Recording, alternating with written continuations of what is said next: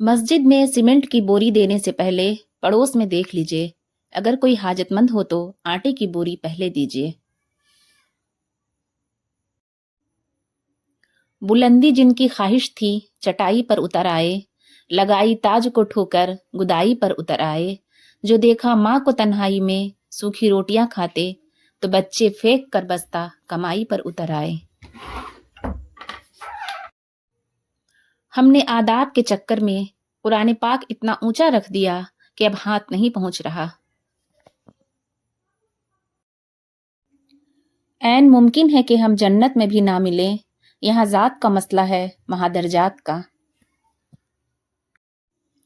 صدقہ ہر بلا کو ٹال دیتا ہے، اللہ کی راہ میں خرچ کرنے والا کبھی محتاج نہیں ہوتا۔ رسول اللہ صلی اللہ علیہ وسلم نے ارشاد فرمایا، سورہ فاتحہ عرش کے نیچے والے خزانے سے نازل ہوئی ہے۔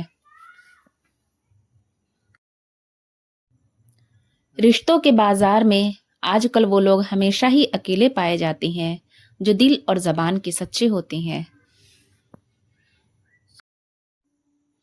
نبی کریم صلی اللہ علیہ وسلم نے ارشاد فرمایا، ہر ایک چیز کی چابی ہوتی ہے اور تمام آسمانوں کی چابی لا الہ الا اللہ ہے۔ اپنی گنجائش سے زیادہ مہمان کی مہمان نوازی نہ کریں۔ اللہ پاک اس قوم کی دعا نہیں قبول فرماتا جن کی عورتیں جھانجھن پہنتی ہیں۔ احمق آدمی کی مثال ایسی ہے جیسے مٹی کا شکستہ برتن، نہ اس کی مرمت ہو سکتی ہے اور نہ یہ دوبارہ مٹی ہی بن سکتا ہے۔ دوسروں کی مدد کرنے کے لیے ضروری نہیں کہ آپ بہت طاقتور اور امیر ہوں، صرف رحم دل ہونا ہی کافی ہوتا ہے۔ مسواک کرنا منہ کو پاک کرنے والا اور رب تعالیٰ کو راضی کرنے والا عمل ہے۔ مہمان اپنا رزق ساتھ لاتا ہے اور میزبان کے گناہ لے جاتا ہے۔ جس گھر میں مہمانوں کو کھانا کھلایا جاتا ہے وہاں خیر یعنی رزق، برکت اور بھلائی اتنی تیزی سے پہنچتی ہے جتنی تیزی سے چھری بھی اونٹ کے کوہان کی طرف نہیں پہنچتی۔ رسول اللہ صلی اللہ علیہ وسلم نے ارشاد فرمایا، انجیر کھانا فالس کی بیماریوں سے امان دیتا ہے۔ چھہارا گرم ہوتا ہے، چھاتی اور پھیپھڑوں کو قوت دیتا ہے، بلغم اور سردی میں مفید ہے۔ اسلام اتنا خوبصورت مذہب ہے کہ صرف مسکرانے پر بھی آپ کو ثواب ملتا ہے، یہاں تک کہ غصے کی حالت میں خاموش رہنے پر بھی ثواب ملتا ہے۔ بہترین بدلہ یہ ہے کہ کوئی بدلہ نہ لو، خود کو سنبھالو، آگے بڑھو اور ان جیسے مت بنو جنہوں نے تمہیں تکلیف دی تھی۔ لوگ کبھی پوری کہانی نہیں سناتے، بلکہ کہانی کا وہ حصہ سناتے ہیں جس میں وہ خود صحیح اور باقی سب غلط نظر آ رہے ہوں۔ سب سے زیادہ مشکل اس دروازے پر دستک دینا ہے جس کی چابیاں کبھی آپ کی ملکیت رہی ہو۔ جس گھر کو مضبوط کرنے میں انسان اپنی ساری زندگی لگا دیتا ہے، آخر میں کمزور ہو کر اسی گھر کے کسی کونے میں پڑا رہتا ہے۔ کسی کا برتن خالی ہو تو یہ مت سمجھنا کہ مانگنے چلا آیا ہے، ہو سکتا ہے وہ سب بانٹ کر آ رہا ہو۔ جب مجبوری کی وجہ سے اپنا گھر بیچنا پڑا تو پہلا خریدار اپنا ہی بھائی نکلا۔